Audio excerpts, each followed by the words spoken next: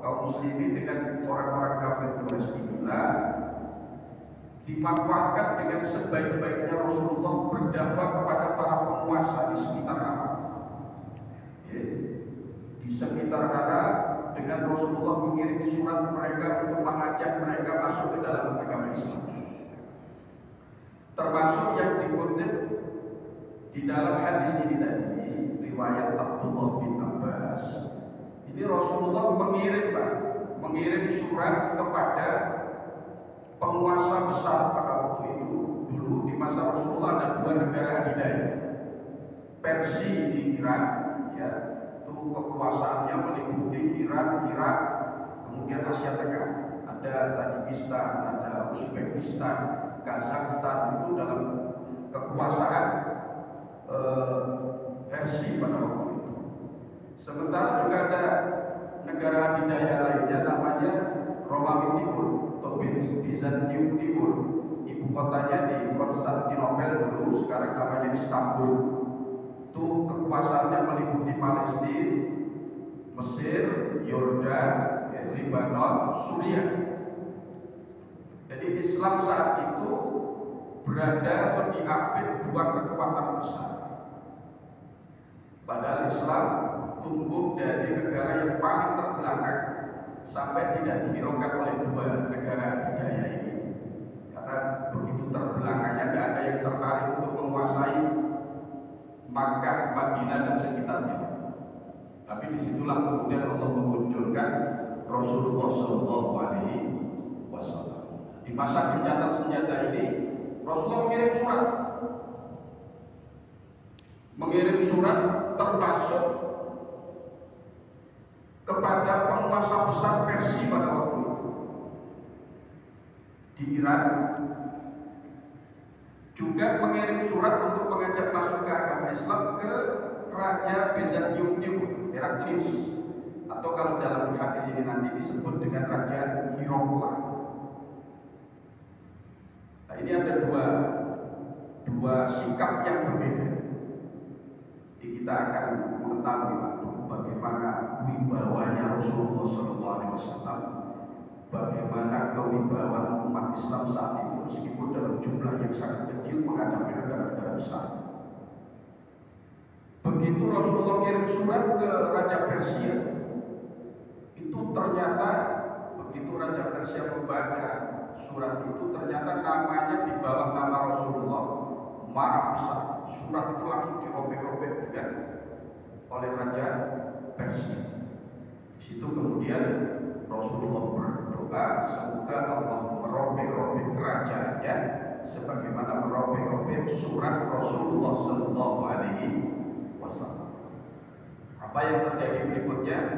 Ternyata betul di era Rasulullah saja raja itu sudah dikudeta oleh anaknya sendiri, dibunuh oleh anaknya sendiri, kemudian dikuasai oleh anaknya, dan kemudian di era Sayyidina Umar terjadi perang Qadisiyah antara umat Islam dengan Persia hancur dan tidak tumbuh sampai saat ini.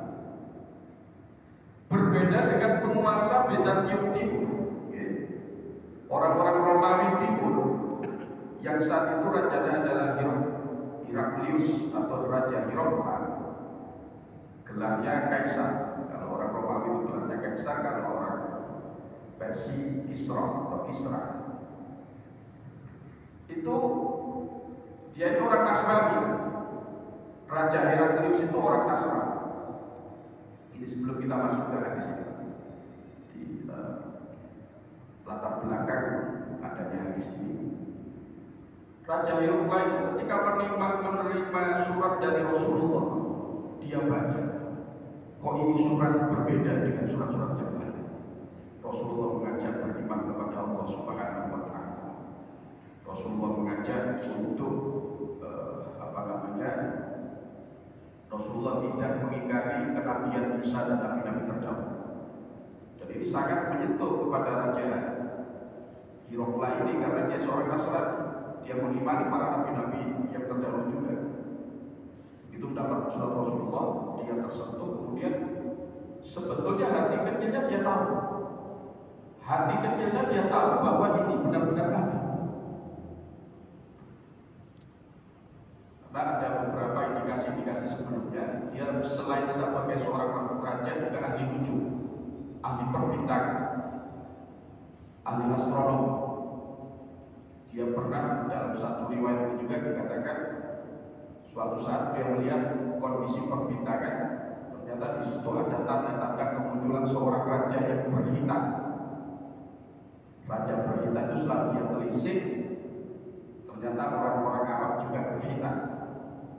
Termasuk Rasulullah SAW itu kemudian dia baru paham kalau itu Nabi yang selama ini dia nantikan itu muncul dari bangsa Arab. Makanya dia ketika mendapat surat itu sudah dia mulai bimbang dengan keyakinannya sendiri. Akhirnya si Raja Heraklius ini atau Herakla ini memuliakan surat Rasulullah. Memuliakan surat Rasulullah, dia masukkan ke dalam botol dari emas, dia simpan dalam peti yang sangat bagus, ditutup dengan kain sutra. Nah, dia tahu ini yang menulis surat ini benar-benar cuma dia karena kekuasaannya, karena orang-orang sekitarnya. Kemudian dalam riwayat hadis ini indikasinya meskipun tidak dijelaskan bahwa dia tidak mau masuk Islam, tapi indikasinya sepertinya dia lebih memperturutkan kemauan orang-orang yang ada di sekitarnya, sehingga kemudian dia mempertahankan agamanya yang lama, yaitu agama Nasrani, Kristen Ortodok kalau saat ini mungkin ya. Nah, akhirnya surat itu dia simpan, dia wariskan ke keturunan-keturunannya. Ini yang menarik. Apa kata Raja Heraklius itu kepada keturunan? Mada mahadal kitab indana la tazalu fina mulkuna. Selama kitab ini, surat ini masih berada di sisi kita, berada di pangkuan kita, maka kerajaan ini saja tidak akan hilang dari kita. Itu perkataan itu, pesan itu dia sampaikan ke anak keturunan. Nyata betul, kerajaan Romawi tidak seperti Persia yang hancur lebur di era Sayyidina Umar radhiyallahu anhu.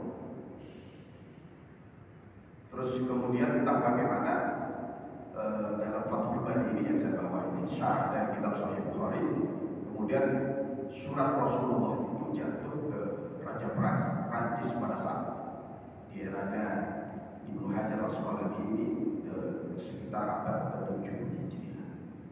Ini hadirin terkait dengan latar belakang adanya hadis itu. Kemudian ketika menerima surat ini, Raja Herakla kemudian mencari orang-orang Arab yang ada di daerahnya, di daerah kekuasaannya. Ditemukanlah Abu Sufyan. Abu Sufyan saat itu ekspedisi ke Suriah, ke Syam untuk berdagang. Waktu itu Abu Sufyan belum beriman kepada Allah Subhanahu wa taala. Begitu Raja Herakla ini menerima surat dari Rasulullah SAW, dia ingin cross check, ingin konfirmasi betul dan ada seorang yang mengaku nabi yang muncul dari kalangan orang-orang Arab. Maka dia cari orang Arab yang ada di daerah kekuasaan. Bertemulah dia dengan kafilahnya Abu Sufyan. Maka dipanggillah Abu Sufyan itu ke istana oleh Raja Herakla. Maka terjadilah dialog antara Raja Herakla itu dengan Abu Sufyan. Baik, kita lihat bagaimana dialognya Abu Sufyan itu dengan Raja Herakla. Dia kemudian Raja Herakla memanggil penterjemahnya. Kemudian Raja Herakla juga mengundang kawan-kawan dari Abu Sufyan itu untuk berdiri di belakangnya Abu Sufyan. Dia mengatakan, saya akan bertanya kepada Anda, jika pimpinan Anda ini berkata jujur, maka diamlah. Tapi ketika dia mengatakan hal yang bohong, maka katakan bahwa dia telah berbohong. siapa di antara kalian yang paling dekat nasabnya dengan orang yang mengaku nabi di antara kalian? Mengaku nabi berarti Rasulullah Shallallahu Alaihi Wasallam. Maka Abu Sufyan mengangkat tangan, saya wahai Tuan Raja, saya punya nasab paling dekat dengan orang tersebut. Karena memang dari sisi hubungan kerabat, Abu Sufyan itu masih sepupunya Rasulullah Shallallahu Alaihi. Tapi saat itu belum beriman kepada Rasulullah, bahkan menjadi musuh besarnya Rasulullah. Dalam perang Badar, dalam perang Uhud, Abu Sufyan ini berhadapan dengan Rasulullah Shallallahu Alaihi Wasallam. Maka kemudian maju Abu Sufyan, ditanya oleh Raja Heraklius, kaifa nasabuhu fikum? Qultu huwa fina du nasab. Abu Sufyan ditanya, bagaimana nasab keturunan orang yang mengaku nabi? Abu Sufyan menjawab, huwa fina du nasab. Dia di antara kami adalah orang yang memiliki nasab yang luhur, nasab yang mulia. Karena para nabi-nabi itu semuanya punya nasab yang mulia. Tidak ada nabi yang keturunan orang-orang yang tidak jelas itu ya. Memang sudah dijaga oleh Allah kredibilitasnya, reputasinya itu sejak sebelum dia lahir sudah dijaga. Dia dilahirkan dari orang-orang yang paling mulia. Makanya kalau di beberapa waktu lalu ya, mungkin masih beredar sampai saat ini tentang polemik status orang tua Rasulullah SAW yang masih meragukan tentang keimanan Rasulullah, orang tua Rasulullah SAW. Ya, ini saya sendiri juga mengikuti para ulama-ulama yang tidak setuju tentang itu. Kenapa? Karena berdasarkan hadis ini, satu ini hadis Bukhari. Dia Abu Sufyan memberikan kesaksian, huwa fina dzu nasab. Dia adalah orang yang memiliki nasab mulia di antara kami. Itu yang pertama. Yang kedua, ketika Rasulullah Shallallahu Alaihi Wasallam dalam kandungan, jadi berbagai riwayat kitab-kitab Maulid, kitab-kitab yang menceritakan, mengisahkan tentang kelahiran Rasulullah, disebutkan bahwa Rasulullah itu ketika Sayyidah Aminah mengandung beliau, itu bulan pertama didatangi oleh Nabiullah Adam alaihissalam, didatangi oleh para malaikat yang mengabarkan bahwa bayi yang Anda kandung ini adalah bayi yang nanti akan menjadi pemimpin alam semesta. Kemudian bulan kedua juga demikian, kedatangan lagi seorang nabi yang berpesan dengan hal yang sama. Bulan ketiga, bulan keempat, sampai kemudian ada pesan, nanti kalau lahir bayi ini namakan Muhammad. Bayi ini namakan Muhammad. Jadi nama Muhammad itu sudah set dari Allah Subhanahu Wa Taala melalui ilham yang diterima oleh ibundanya Rasulullah SAW. Dalam sebuah hadis yang dijadikan rujukan oleh para ulama, ketika Rasulullah itu lahir, ketika Rasulullah itu lahir, Sayyidah Aminah menyaksikan nur yang keluar dari rahimnya. Nur itu kemudian menerangi cakrawala hingga tampak bangunan-bangunan di Syam, bangunan-bangunan di Suriah itu tampak oleh Siti Aminah yang berada posisinya di Makkah. Pertanyaannya, itu masih banyak lagi karomah-karomah yang terjadi pada Sayyidah Aminah ketika beliau mengandung Rasulullah. 9 bulan itu beliau tidak merasa berat, tidak merasa sakit. Bahkan dia mengatakan, saya tidak merasa kalau saya dihamil. Baru merasa ada setelah ada ilham-ilham seperti tadi itu dari Allah Subhanahu Wa Taala. Mungkinkah Sayyidah Aminah ini bukan orang yang mulia? Apa mungkin orang yang tidak beriman kepada Allah mendapatkan kemuliaan yang seperti itu dari Allah Subhanahu Wa Taala? Ini saja sudah menjadi satu satu bukti bahwa orang tua Rasulullah itu bukan seperti yang dikatakan oleh sebagian orang, bukan orang yang beriman, bukan orang yang taat kepada Allah Subhanahu wa taala. Nauzubillahi min dzalik. Kita tidak mendukung pendapat itu, kita mendukung pendapat para ulama yang mengatakan bahwa kedua orang tua Rasulullah itu berikut nasabnya sampai kepada Nabi Adam itu adalah orang-orang mulia. Dan ini didukung sebuah firman Allah. Allah berfirman, wa taqallubaka fis-sajidin. Wa taqallubaka, dan berpindah-pindahmu Muhammad fis-sajidin, dari kalangan orang yang ahli sujud ke kalangan orang yang ahli sujud, lalu hingga kemudian dilahirkan Rasulullah SAW itu sebagai seorang nabi.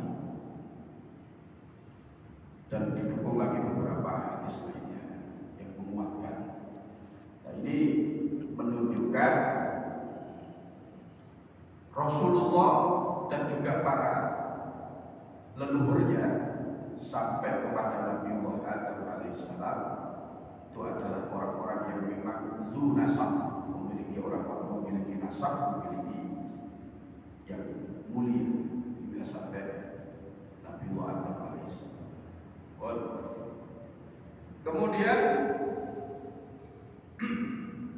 Raja Hiraqla bertanya kembali kepada Abu Sufyan,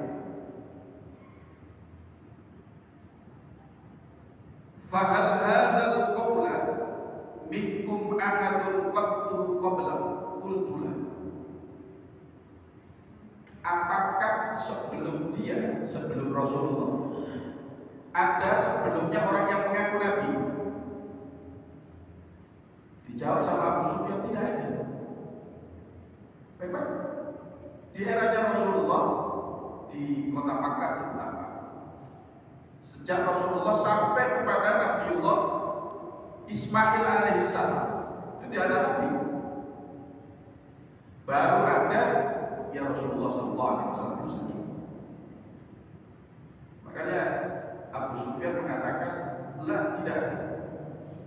Sebab Hiraqla sudah memprediksi andaikan ada, bisa jadi nanti orang yang mengaku-ngaku nabi itu niru-niru orang sebelumnya. Niru-niru orang sebelumnya, karena ternyata orang yang mengaku nabi itu mendapatkan kemuliaan, mendapatkan kedudukan, mendapatkan, jika kemudian dia ingin mendapatkan hal itu semua, kemudian dia melakukan hal yang sama. Ternyata tidak ada. Kemudian ada Rasulullah SAW. Betul kaya di Indonesia, ada orang yang ngaku nabi. Indonesia ini top, kan? Sehingga aku malaikat Jibril itu gitu. Aku malaikat Jibril itu sehingga aku nabi beberapa waktu yang lalu, Ahmad Musati kemudian dipolisikan. Juga ada sehingga aku Imam Mahdi itu guyonannya Kiai Hasyim Muzadi. Itu ternyata ketika keduanya konfrontir antara yang ngaku nabi yang menusantek dengan yang mengaku malaikat Jibril itu, dia itu. Jika dikonfrontir tanya, malaikat Jibril, apakah Anda pernah bertemu dengan Nabi ini? Dia jawab tidak pernah, Pak Polisi. Jadi orang ceritanya Jibril itu nggak tahu ketemu. Loh, yang antik itu, mulai wis semelah yorke ya, Masya Allah. Yang ikut itu juga tidak sedikit. Dan yang mengikuti itu bukan orang-orang yang berpendidikan rendah. Ini kan saking awamnya sebagian masyarakat. Padahal di era informasi ini jadi informasi agama dari semua media. Kayak orang ustaz saat ini mungkin kok zaman kalau sampai cilik biyen. Ustadz kiai sekarang mengajar ngaji TPA, TPG itu tidak seperti zaman kita kecil dulu. Zaman kecil dulu kita cari guna ngaji itu sulitnya luar biasa. Itu dulu mbak saya di Surabaya bagian utara itu ngajar ngaji anak kecil-kecil itu yang aku jauh-jauh. Saking bukan berarti mbak saya ini tidak saking nggak adanya guru. Makanya kalau sekarang kok masih apa namanya minim sekali informasi agama ya, bukan karena sarana prasarana tidak ada, hanya di wong waras.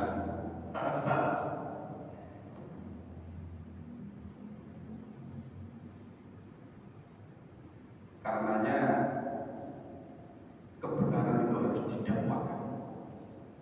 Istilah marketingnya itu harus dipromosikan. Apapun yang dipromosikan, sejelek apapun barang itu, pasti ada peminatnya. Nah, begitu juga kebenaran, apalagi kebenaran, kebaikan itu harus disiarkan,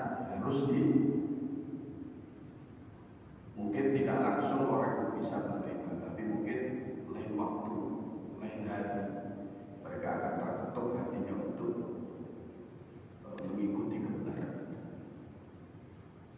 Kebatilan saja sudah didakwakan yang sedemikian rupa sekarang. Kebatilan, kemaksiatan.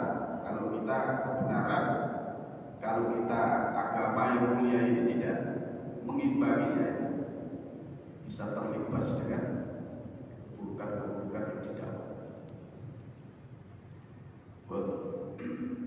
Terus akan panjang ini.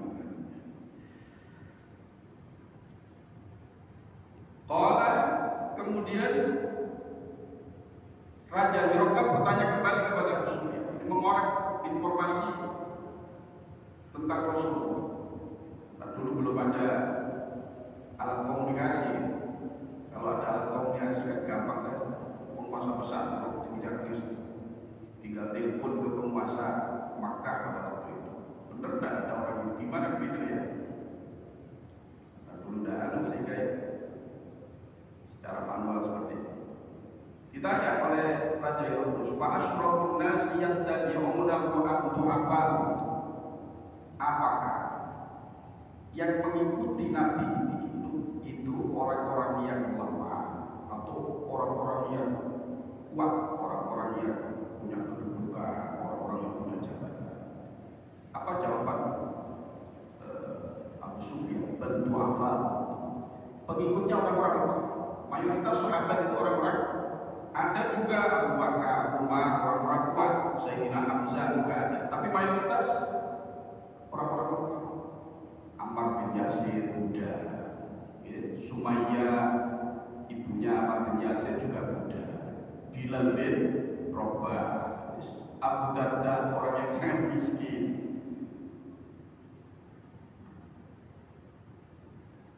Dan itulah karakter para nabi dan rasul. Tapi pada akhirnya nanti orang-orang besar pun juga mengikuti ajaran Rasulullah SAW. Tapi pada awalnya itu mereka yang lemah-lemah itu yang mudah tersentuh dengan kebenaran. Nah, mereka lebih objektif dalam memandang segala sesuatu. Tidak ada, ya mungkin ada tapi porsinya kecil. Kepentingan-kepentingan yang menjadi tendensius. Karena kalau sampai lihat dakwah, ketika dakwah ya baik dakwah secara langsung, mengajar atau apapun, yang mengikuti kita awal-awal orang-orang kecil, orang-orang lemah itu ya sudah, ya seperti itu karakternya para nabi dan rasul dulu. Karakternya para nabi dan rasul seperti itu. Istiqomah saja, insya Allah perjalanan yang dialami oleh para pendahulu kita juga akan kita peroleh.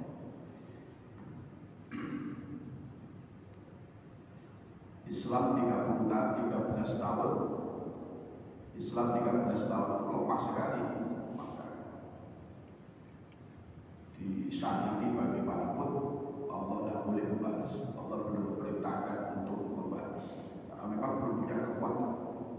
Baru Islam itu punya peradaban itu ketika di hijrah di Madinah, baru kemudian Islam punya pendukung, punya loyalitas, punya dukungan dari orang-orang yang berpengaruh di Madinah, sehingga kemudian bisa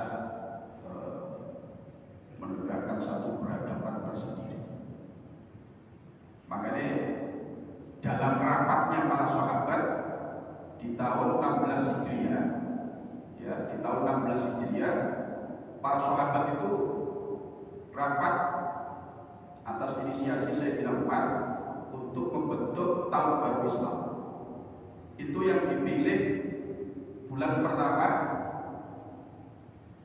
dari tahun Hijriah Islam itu bulan Muharram.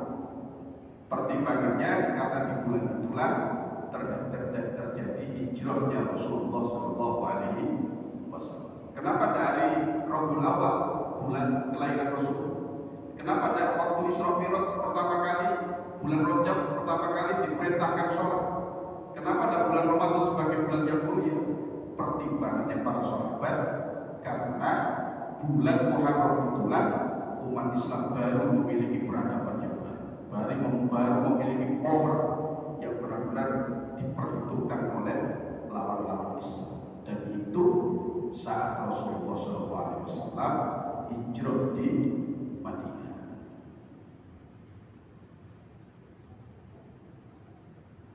Sedikit lagi, jadi ini tidak saya baca semuanya, riwayat terlalu panjang soalnya. Cukup kesimpulan beberapa kesimpulan tadi dari riwayat ini, dan insya Allah pertemuan yang akan datang kita melanjutkan hadis berikutnya dari kitab Sahih Bukhari. Kemudian,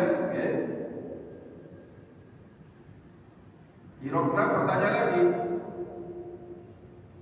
kepada Abu Sufyan.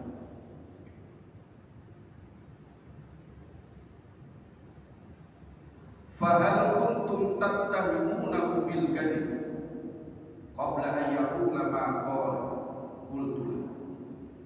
Qala fahal yaghdib qultu la.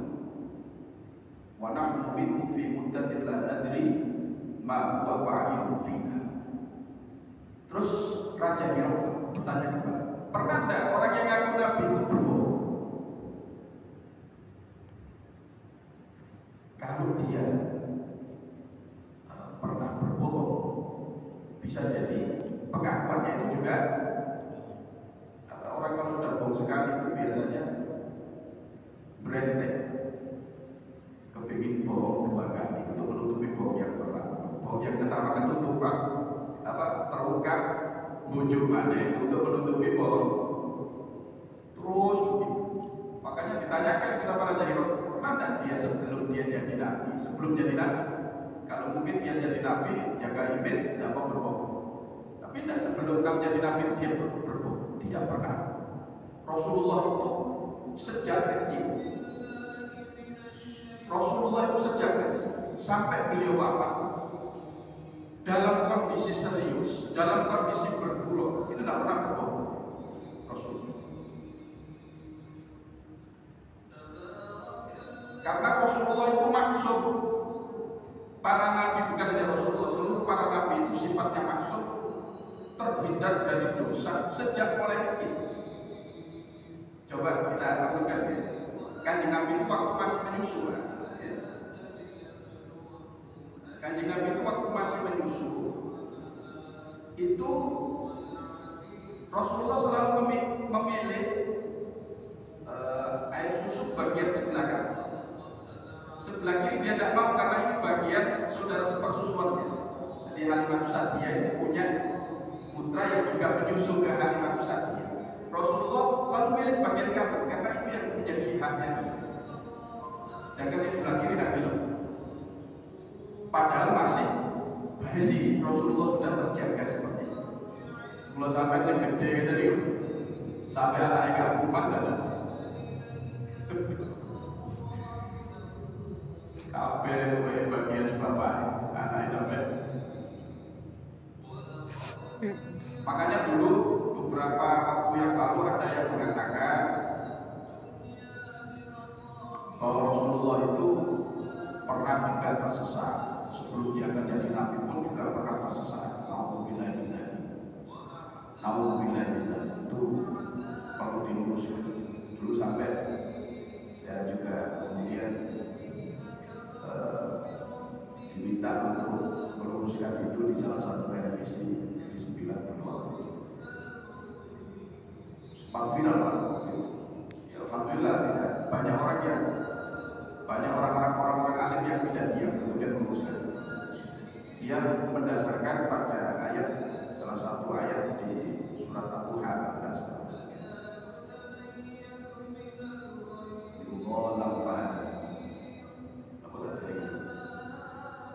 bahwa engkau dulu tersesat, kemudian Allah yang memberikan Wadduha wal laili saja ma'alaka rabbuka wa ma'ala wa khairu laka min wa sawfa yu'tika rabbuka fatarda. Alam yajidka yatiman fa'awa wa wajadaka dhallan fahada. Dan dia Allah menemukanmu orang yang tersesat lalu memberikan petunjuk. Itu yang dijadikan dalil bahwa Rasulullah itu sebelum jadi nabi tersesat, pernah tersesat. Yang dia maksud itu tersesat akidahnya, tersesat amaliyahnya.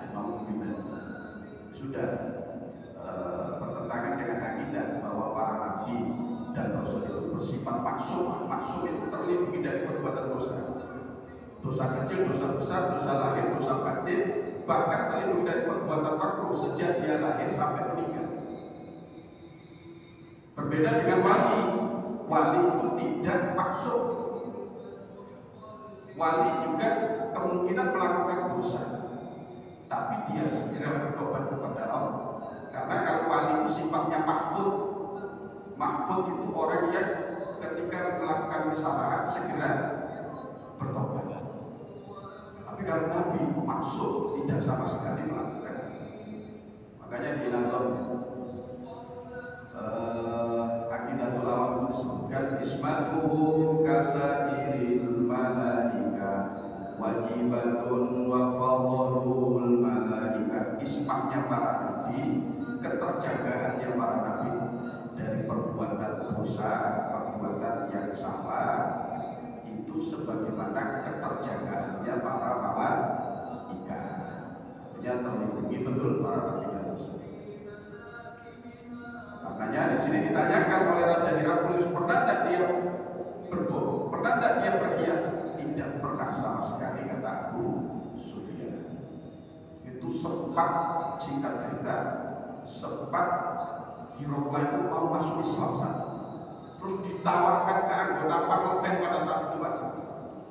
Parlemennya Hirokla Bizantium itu ternyata semuanya menolak. Karena dia takut kehilangan kedudukannya. Kemudian Raja Hirokla ini mengklarifikasi pernyataan bahwa dia sebetulnya juga tidak tertarik dengan agama yang dibawa oleh Rasulullah SAW. Sehingga menurut sebagian ulama itu kemudian Raja Hirokla ini sampai akhir hayatnya dia tetap dalam kebimbangan antara mau meluk Islam atau tidak. Tapi juga ada sebagian ulama yang dikutip oleh Fathul Bari ini sebetulnya yang mengatakan sebetulnya Raja Hirokla ini masuk Islam tapi secara sembunyi-sembunyi. Wallahu a'lam. Nah, tidak ada teks yang mengatakan tentang itu sehingga menumbuhkan penafsiran dari para ulama. Mudah-mudahan riwayat dari kisah Hirokla ini memberikan pelajaran banyak bagi kita semua, menguatkan keimanan kita, kecintaan kita kepada Rasulullah SAW. Monggo sebelum saya akhiri, Pak, kalau ada yang perlu ditanyakan terkait masalah ini atau masalah yang lain, saya persilakan. Kalau bisa saya jelaskan saja, kalau tidak yang PR insya Allah pertemuan yang akan datang. Monggo ini insya Allah kita pertemuan yang lain akan masuk pada babnya. Monggo kalau bisa.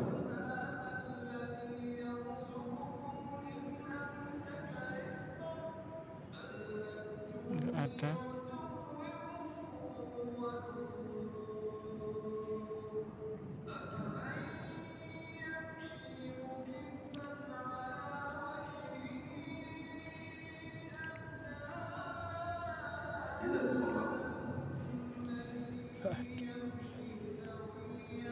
Ampun.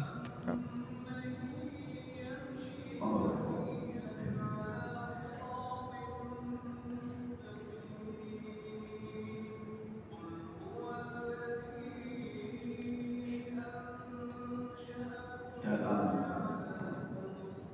kitab Targhibul Mushtaqin karya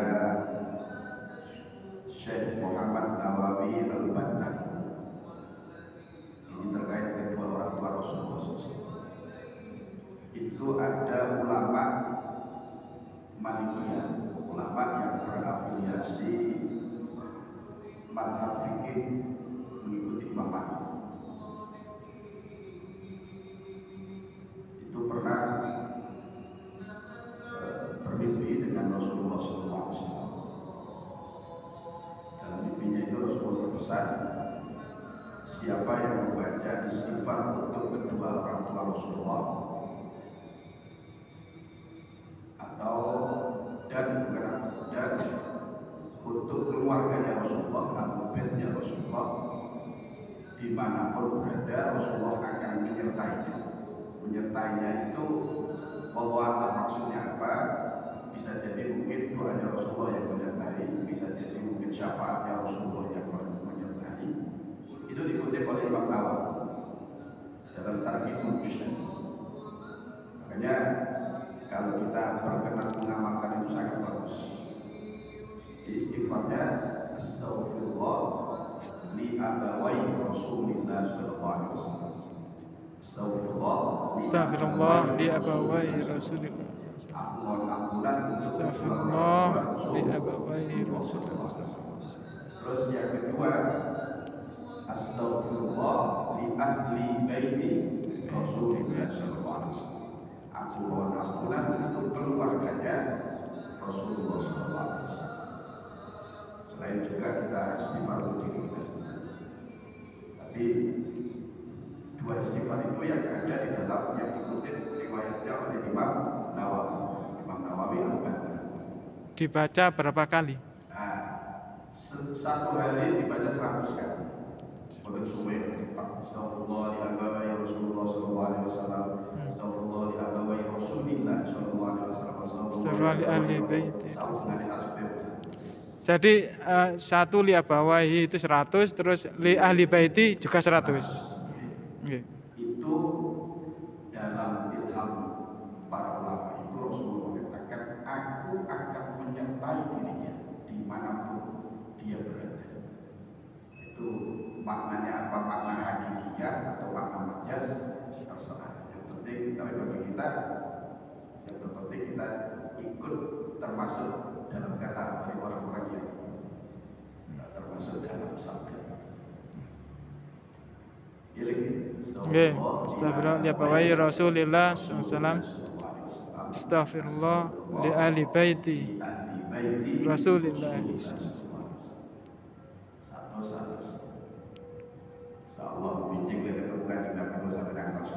Amin. Amin. Demikian hadirin, di waktunya sudah isya dan kurang lebihnya mohon maaf. Kita akhiri dengan doa kafaratul majlis. Subhanakallahumma wa bihamdika asyhadu an la ilaha illa anta astaghfiruka wa atubu ilaik.